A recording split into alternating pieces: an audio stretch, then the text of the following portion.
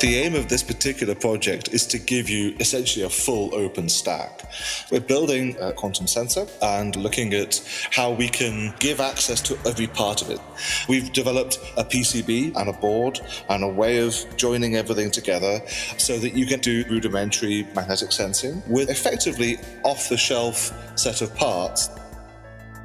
DEF CON 33 approaches, bringing with it the fourth year of Quantum Village. Nothing like getting hands-on with quantum computing and sensing technology at the world's leading hacking conference. To that end, you're about to hear about the open-source quantum sensing device and software that Mark Carney and Victoria Kumaran will be presenting in Vegas. And yes, I'll be speaking again too. Feel like joining 30,000 others in person? Learn what's in store in this episode of the Post-Quantum World. I'm your host, Konstantinos Karagiannis. I lead quantum computing services at Protiviti, where we're helping companies prepare for the benefits and threats of this exploding field. I hope you'll join each episode as we explore the technology and business impacts of this post-quantum era.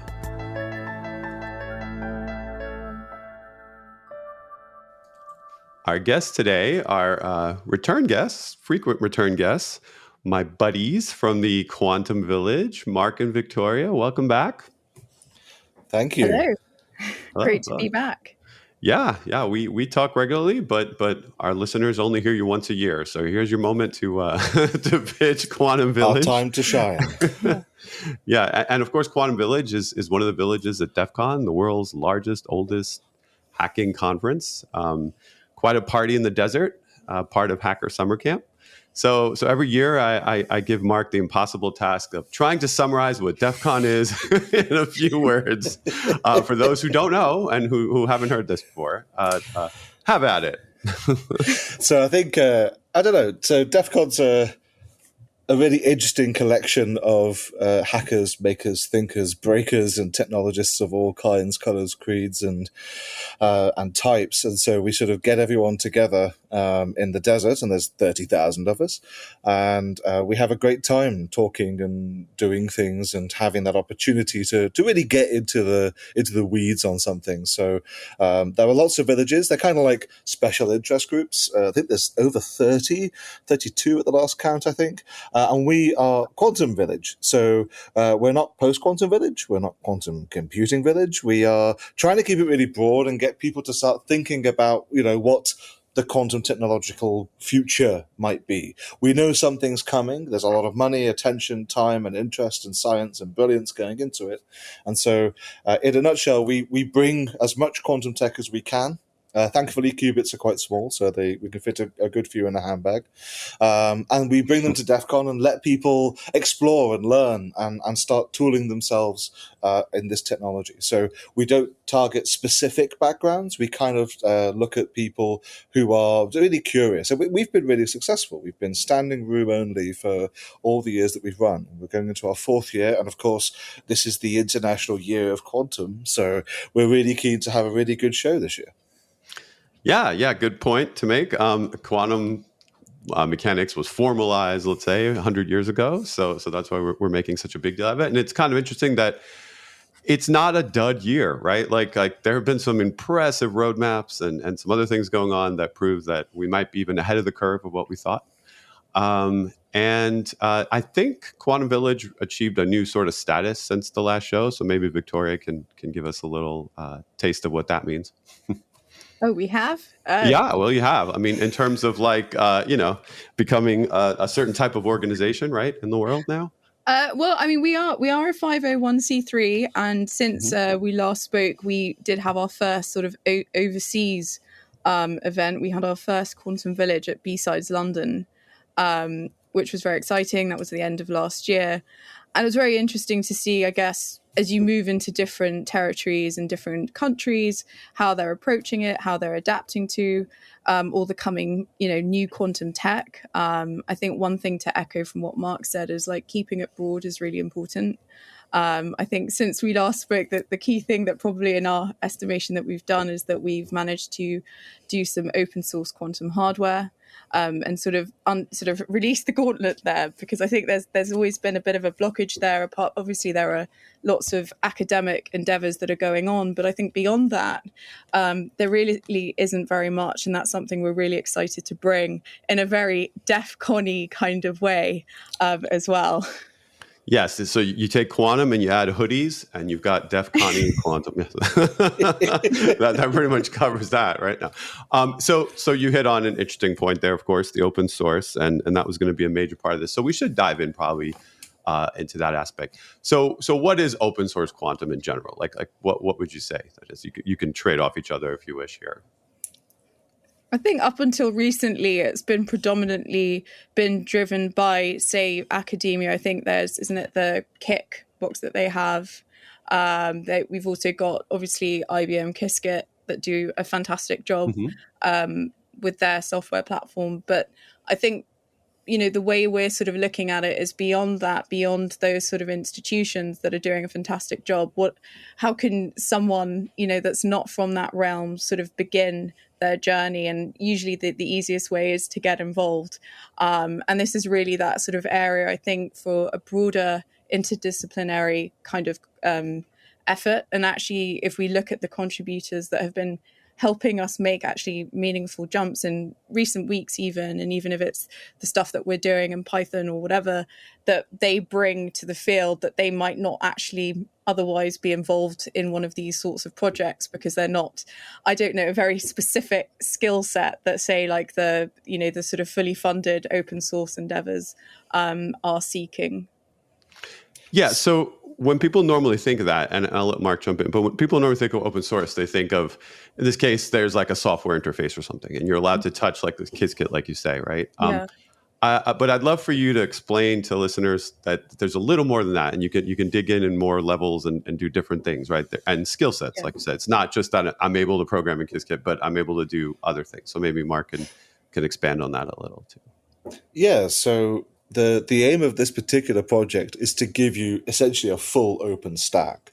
And we've looked at a load of papers for the particular device we built, and everything is out there. All the information you need exists, and it's verified and it's checked. And a lot of very, very smart people have looked over it and have cited it and recited it and developed the work. And so there's a lot of really interesting physics out there that does a lot of really interesting things. However, what we wanted to do was produce a device where you can get access to every single part, ideally with a kind of a commentary. So what we're building is a quantum sensor, and we're looking at how we can give access to every part of it. So you've got a particular material you have to have. In this case, it's NV center diamonds. And so we have to be able to find a way of procuring that material. And then you have to go, okay, how do we excite the material? Because a lot of these quantum interactions require some level of excitation. And so we've developed a PCB, hardware, and a board, and a way of joining everything together so that you can actually do some very rudimentary magnetic sensing with a effectively off-the-shelf set of parts. The only thing you can't get on Amazon is an NV center diamond. Everything else, actually, you can buy on Amazon. And just to prove a point, we did it. It was way more expensive than it needed to be, but I did it just to prove a point that actually everything except the custom PCB and the diamond, I should say, was all available and off the shelf. And then it was going, well, how do you furnish it to operate? And that's where open sourcing the firmware comes in. So we've written the firmware, we've written it in Arduino, which is a decision made to give it more portability for the code. So if you want to try and write this for a different microcontroller because you prefer AVRs or microchip chips, then you can go and do that. But we've developed it explicitly for an off-the-shelf part, which is the ESP32. So it's a very widespread, very openly available microcontroller, has built-in Wi-Fi and Bluetooth, so it's a connected sensor. And And the idea is that by giving people access to the PCB designs, the schematics, as well as the materials, and then actually, the firmware that drives it all, the PCBs and cabling and everything, you can kind of come to it and go, okay, this works, but I want to change it. And so we've actually designed it to be hackable as well. So we've included a little prototyping area. We've included a way that you can actually add other parts to it, because you might be lying awake at 4 a.m. and go, hey, I wonder what would happen if I added an accelerometer to this. And the next day you could scratch that itch, okay? And so the ultimate aim is to go, okay, how can we get people excited about it, engaging with the technology? Because you'll have to put some parts together and you'll have to understand how it's working. And so to do that, you have to marry up the theory with kind of the engineering. And that's really what we've been trying to do with the design. And Victoria and I have worked really hard on making it accessible. Yeah, and I think a key point with that is that maybe if you're from a more quantum theory point of view, you might not be necessarily as familiar with sort of hacker culture, people who like to make hardware in general. Like there's lots of it. I'm sure people are familiar with, say, Raspberry Pis and things like that. But actually, it's almost like this big gateway that's been unlocked, because even when I show people the sort of prototyping area who are from the classical hardware space, they're like, oh, I know what that is. I get that. I can now be part of this. And that's really the key driver for us, is always finding ways to connect, to bring people in, be it technologies that they're more familiar with. Is it RF stuff, or, is it literally the kind of more fine-tuning, makery soldering stuff that they can get involved? And that's always what we've been trying to kind of drive towards, because otherwise it is very much, big blue kind of doing amazing things. But then, even if you do some of the open source stuff, after a point, if you're using a quantum computer, it starts getting quite expensive actually now. Like it's getting more and more in demand. So is it realistic, if you are just starting to experiment, starting to learn, that you are going to rack up a cloud bill? And we know how that goes quite quickly. And then sometimes, I almost think that I stop looking at AI and machine learning stuff because actually the cloud bills were just too depressingly expensive. So maybe this is a kind of more accessible way, at least to kind of get your head around some of the quantum technologies, quantum sensing, and that can hopefully be this sort of gateway into maybe looking at quantum computing, because otherwise it is sometimes quite a big jump, I think, from the classical world to be like, okay, I've got to become a quantum information theorist, and it's like, not quite.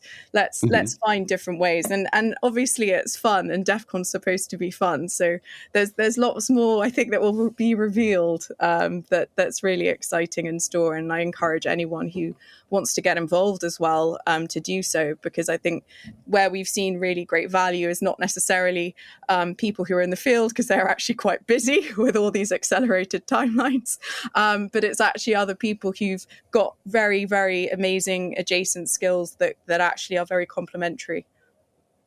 Yeah, and there's still time to get involved, obviously.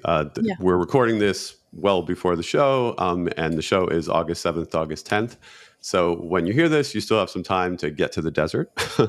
But this open source approach is interesting because, in the past, quantum computers have always been thought of as inaccessible, expensive machines, right? And then you would access them through some interface and work with them. And then there's this idea of simulating them locally. That's great. You can tweak algorithms and such. But there are huge areas of disconnect, things you can never hope to see. You'll never really tangle with those levels of the stack. You'll never really see any of that. So you're giving folks a way to be way more hands-on with quantum technology in its own entire self-contained stack. And it's kind of a unique learning opportunity. So folks will be able to see this demonstrated, I guess, in a talk you're both giving on the main stage at DEF CON. Is that correct? That's correct. Yes. Right. Which I think is a great thing. I don't know what else is on the schedule, but it usually is quite light onto quantum technologies. So. Yeah, usually. No, that's great. And have either of you given talks before on the main stage? No, so we're coming to you for tips, because I know you have. Yeah, I have. So I know the one. I don't drink anymore, but just be prepared that they're going to offer you, each a nice shot of alcohol that you may or may not want to take. So those DEF CON nerves do get the best of you at times. Yeah, it's an amazing, awesome crowd to speak in front of. Super smart people, and as you know, it's just the greatest feeling in the world to be there. And now you're going to get to experience it from the main stage. So congrats to both of you. That's awesome. I can't wait to be cheering you from the front row, blocking someone's view, because even sitting down, I'm still somehow tall. Maybe we'll turn the back of your head into like a Quantum Village advert or something. There we go. I'll just stick something on the back. Yeah, I can't wait to cheer you on. And will folks then kind of get a walkthrough of how to interface with the thing and how it works, and then see something that you're holding in your hands, right? That's the kind of idea, real immersive. Yeah. So we're looking at giving people that introduction to both the science and also the tech that we've been working on, and then giving a kind of a showcase of the things that we've been up to with it. So there's a lot to come and see, a lot of really exciting stuff. Yeah, and what happens with a topic like this is you'll be speaking to the DEF CON regular crowd, and then there's the Quantum Village crowd, which does have some basics usually in mind when they attend.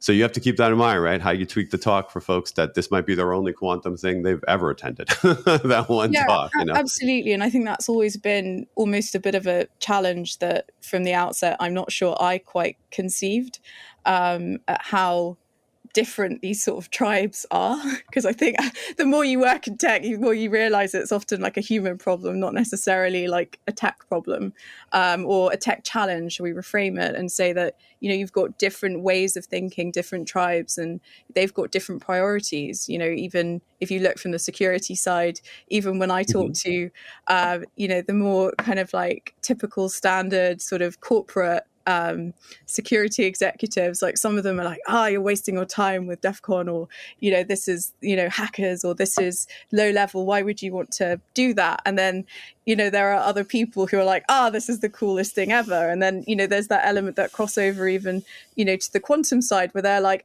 security, that's over there, go to the IT department and be quiet.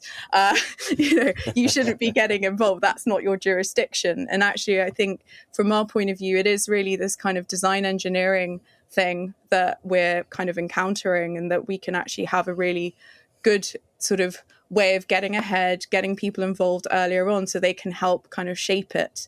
Because I think the hacker community has a huge amount, and the way they think is slightly different. It's out the box, it's super creative. And I think that's what we're kind of hoping, that it'll sort of plant a seed, and then, someone is building a even better, next version of the Uncut Gem. That's the whole idea. It's not necessarily all about us, it's about the community kind of coming together. Sensors aren't going anywhere. They're going to always be a part of QIS. And we're looking for more algorithms right now. We're looking for more use cases for quantum computers. So I think we should also be looking for more use cases for sensors and how everything interfaces. So you don't know. This talk might spark an obsession in someone, like, I have to build a better version of this to interface with whatever. And then we'll be like, whoa, we didn't even see that coming. So that's why this is so exciting. Like, we might be opening up a whole new can of worms here. I think that's the secret sauce of a lot of the work we've been trying to do, which is trying to reframe a lot of these things as opportunities for people who have a background that is totally outside of a physics lab, but to come in and bring, hang on, I'm an expert in, marine scheduling. And then go, actually, this would be a really good problem that would fit in here. Or, we did a paper on, I think we did a podcast on sort of, patch management being, having a solution with quantum computing. I think the more we expose different people to these ideas, the more we'll find these use cases that we never imagined. Because so many of the things that suddenly become tractable, we've just gone, no, we don't do that. Why don't we do it? Because it's intractable. And if quantum manages to change that, that's a really big opportunity for getting people who have expertise in certain areas, and to find even more sprinklings of this quantum advantage. Yeah, I'm excited to see how crowded DEF CON Quantum Village is going to be after your talk, because I'm sure people are going to want to come and hold the thing. This isn't a diamond you could just go pick up. So I live in New York City. You can't just go to the diamond district and get this. So it's not that kind of diamond. Not yet. I don't know. It's synthetic, and increasingly, like, aren't most diamonds like synthetic? Like, that's I think the exciting bit is that what we're doing as well is it's a very cheap offcut as well, and that's, I think, even the beauty of it is kind of using something that's not really wanted, not seen as having utility. There's obviously people doing these very high precision emphy-centered diamonds that can cost thousands. And I think that's the thing as well of that hacker ingenuity. It's like, I think the true test of creativity sometimes, it's not what can you do with all the money in the world, but what can you do that's, if you've all been given the same pen, what can you create that no one else can create, or what can you create that has that efficacy? And I think I definitely see that as well with use cases. I sometimes, and maybe this is wrong to say, but sometimes the innovation guys or whatever, sometimes get in the way, or where they're kind of holding the quantum box because it's the cool shiny thing, and makes you seem like the biggest value, when actually what you want is people on different tiers in different jobs around the world to be able to kind of start thinking, how could they use this device, or how could they use these technologies that are coming in a way that wasn't available before. And I think that, for me, that we've definitely seen it is effective. Yeah, that's great. That's great. Have everyone come and hold this thing, and and like, I'm just visualizing taking this board into a diamond place and being like, I'm here for a sizing, because I don't see that. Yeah, looking at it. Yeah, I don't have any plans to get engaged, right, or anything. Wearables are definitely the way. That's all I can say. That's definitely something that I think is, coming from the project. So, maybe we were just doing it wrong all these, years whenever De Beers proposed that it was for proposals, and not much else, sort of high utility engagement rings. Behold. Yeah, that's funny. So that's awesome that this board will be there and we'll be talking about it. Do you have any other sort of big topics that are going to be coming up inside of the Quantum Village that you might want to let people know? I think one thing that's sort of newish, and obviously I think we're keeping it a little under wraps, TBD, just because some people's schedules do change, but the one thing we might be fortunate to have is how you, I guess, either visualize quantum processes, or even say like the dashboards that you program with.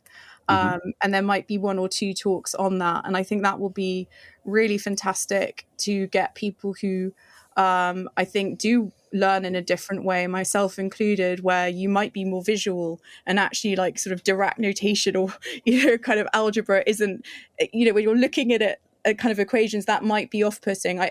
I'm not to say that shouldn't be included. It's more that if you are a visual thinker, how can we think about these quantum processes visually? And that might be a way that actually you start going, I can start visualizing what a quantum Fourier transform looks like, things like that. That's what we've also been working with, even on the creative side, on like, how can we start doing this data visualization, or this sort of quantum data as well. There are all these topics, I think, that, as well as obviously the hacking side, and I think we've got some security talks coming on that's going to be really exciting.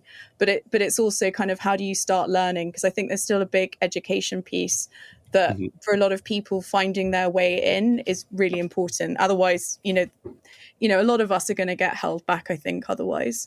But speaking of the security side, I think we're for the first time very lucky that we're going to have quite a few sort of world-class researchers flying from literally the other side of the globe to talk about things even like spy qubits, which for me, I can't get over the name. I think it sounds very cool. But Mark, you've probably got something to add as well. I've probably missed out. So, no, I think in extension to that, we're also looking at doing more technical deep dives on subjects that were quite relevant to the space. So we've often sort of slightly shied away from having lots and lots of in-depth talk about, say, Shor's algorithm, because if you're very new to quantum information theory, it's probably a little intimidating. But I think that we're reaching a saturation point that there's enough people turning up to Quantum Village at DEF CON and in general go floating around the tech space, that actually having a kind of an open kind of either a workshop or like a Q&A session on the more technical aspects of that would be really, really useful.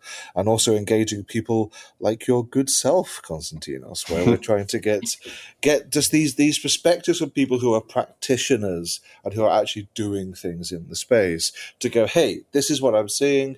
This is why I think I'm seeing it. This is why I think that, Shor's algorithm is going to be here in 3 years or in 18 years, and that becomes part of like a more open discourse around the particularities and peculiarities of these algorithms and of the threats that are often perceived, but it's not realized yet. So we're really trying to sort of hone in on the technical aspects as well.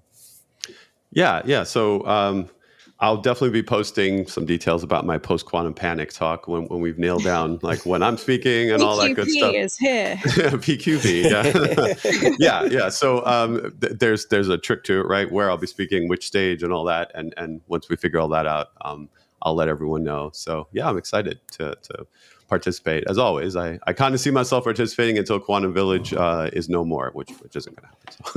So.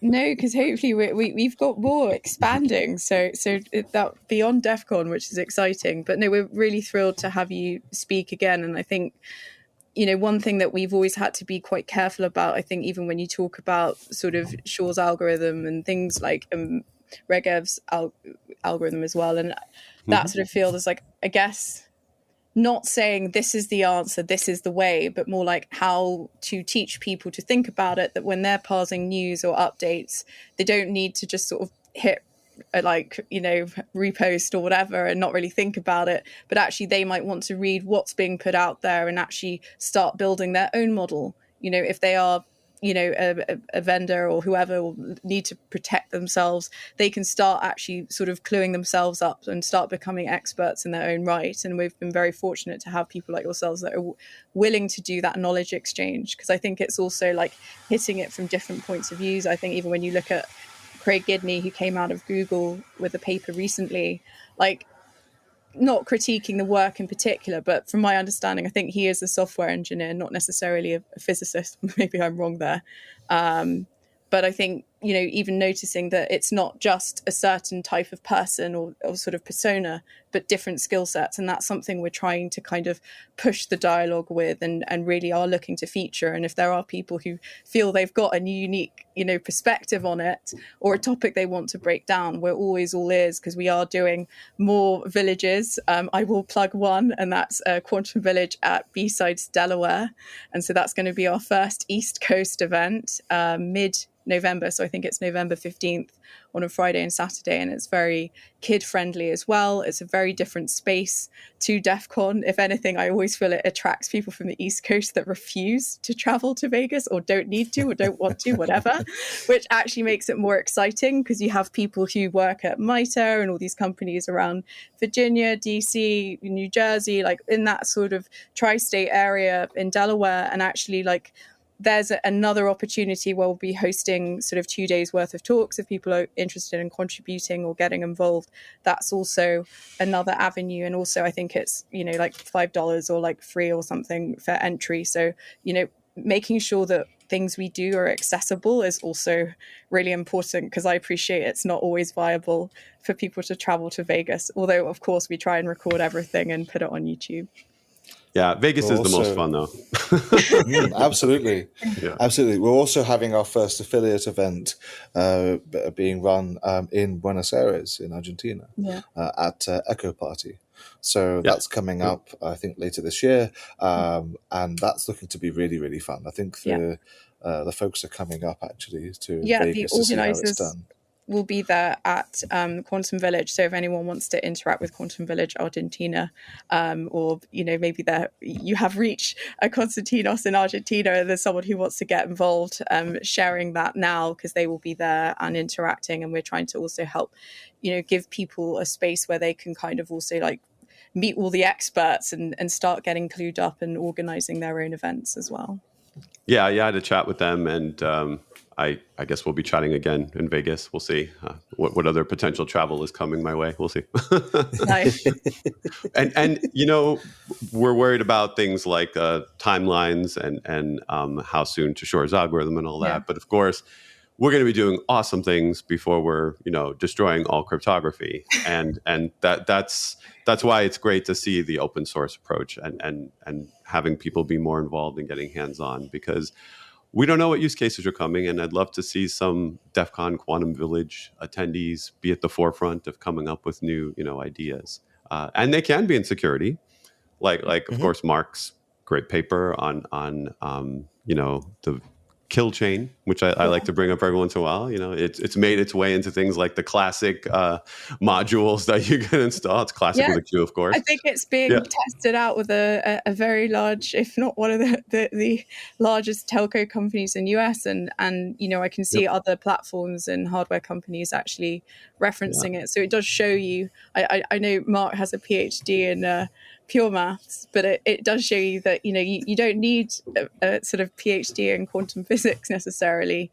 And that's really important to demonstrate that, because I think there's still a sort of barrier to entry or a perception barrier, and even from the quantum computing companies sometimes, I think, and it's quite easy to fall down that trap of like kind of over engineering things. And of course, you've got some tasks that require a massive effort. Not all use cases are equal as well. But actually, I think that there is something to be said that we are noticing the tide turning, where people are like, oh, actually, do you know what we could do with this? And we're like, you're asking us. And it's like, oh, okay. So you run out of the sort of over-engineered sort of, shove 20 PhDs and you're going to necessarily work magic. But actually, it's the people in the field that are working with technology every day and dealing with those problems that actually it's like, okay, here's a quantum sensor. What can you do? And actually, I think with sensing, it is quite well understood, and I think that's what makes it more fun, is that you can sort of get started today, and those sensing devices are being tested out in the field already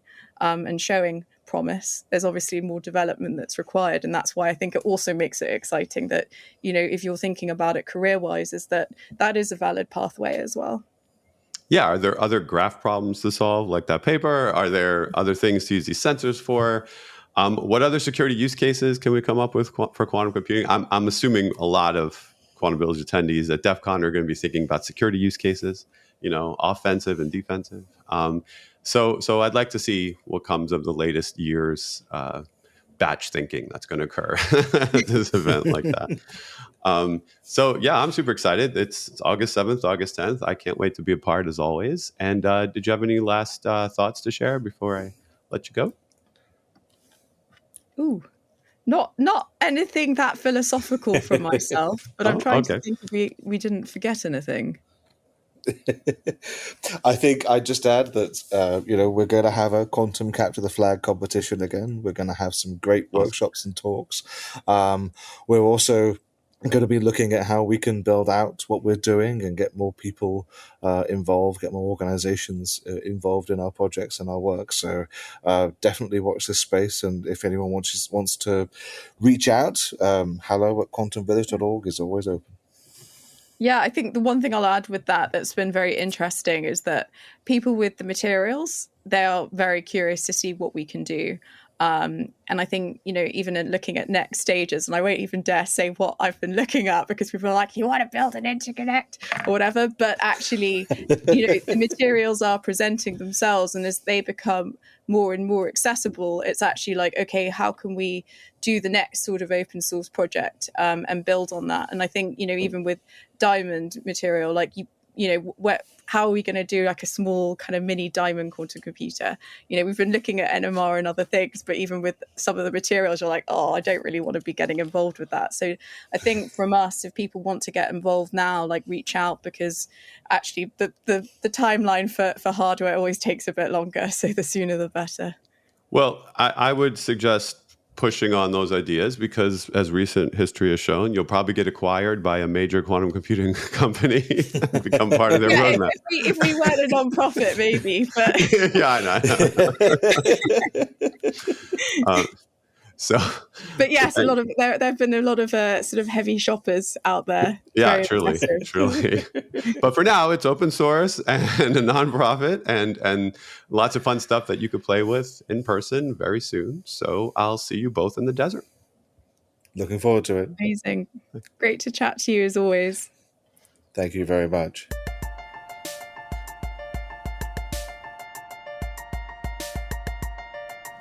That does it for this episode. Thanks to Mark Carney and Victoria Kumaran for joining us to discuss DEF CON's Quantum Village. And thank you for listening. If you enjoyed the show, please subscribe to Protiviti's The Post-Quantum World, and maybe leave a review to help others find us. Be sure to follow me on all socials at Constant Hacker. That's Constant with a K, Hacker. You'll find links there to what we're doing in quantum computing services at Protiviti. You can also DM me questions or suggestions for what you'd like to hear on the show. For more information on our quantum services, check out Protiviti.com or follow Protiviti Tech on X and LinkedIn. Until next time, be kind and stay quantum curious.